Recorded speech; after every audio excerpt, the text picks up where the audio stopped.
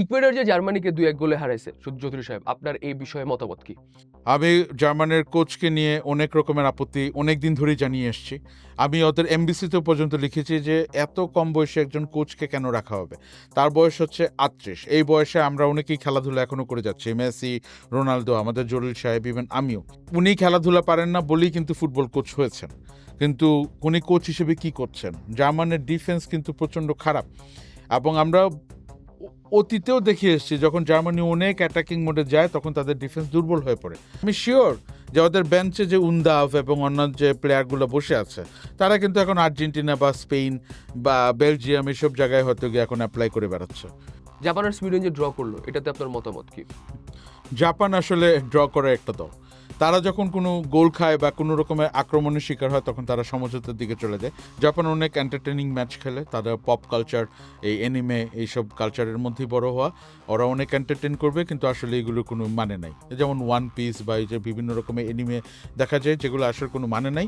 এমনকি তাদের fan base, তাদের স্টেডিয়ামে তাদের খেলা যে দেখতে আসে, তারা বিভিন্ন টিভি ক্যামেরা, বিভিন্ন ভিডিও ক্যামেরা এইগুলো এনে এই স্টেডিয়ামগুলো পরিষ্কার করে এগুলো ছবি ভাইরাল করে দেয়।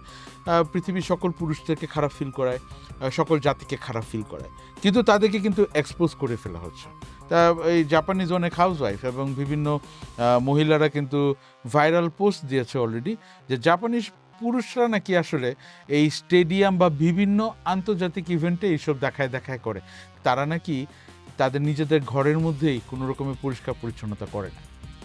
আমার মিসেসও আমাকে এক্সপোজ করে দেয়।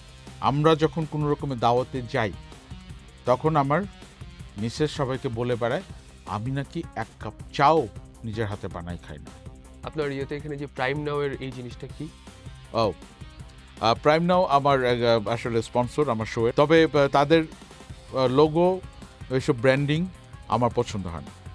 আমাকে কিন্তু অনেকেই জিজ্ঞেস করে, ইনবক্স করে, অনেক ভক্ত তো আছে, লাখ লাখ ভক্ত অলরেডি হয়ে গেছে, তারা আমাকে জিজ্ঞেস করে এই প্রাইম নাও জিনিসটা কি। আমিও আসলে বুঝাই বলতে পারি না।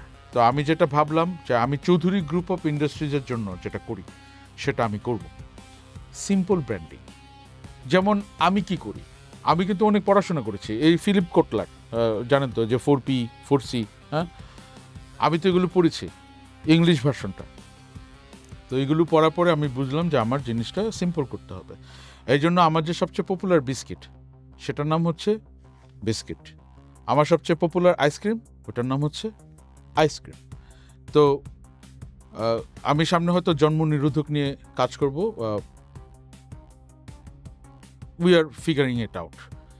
তো এই জন্য আমি যেটা ভাবলাম যে প্রাইম নাও তাদের ব্র্যান্ডিং নিয়েও কাজ করতে হবে এবং তাদের ট্যাগলাইনটাও অ্যাড করে দিতে হবে, সেটা হচ্ছে টাকা পয়সার অ্যাপ।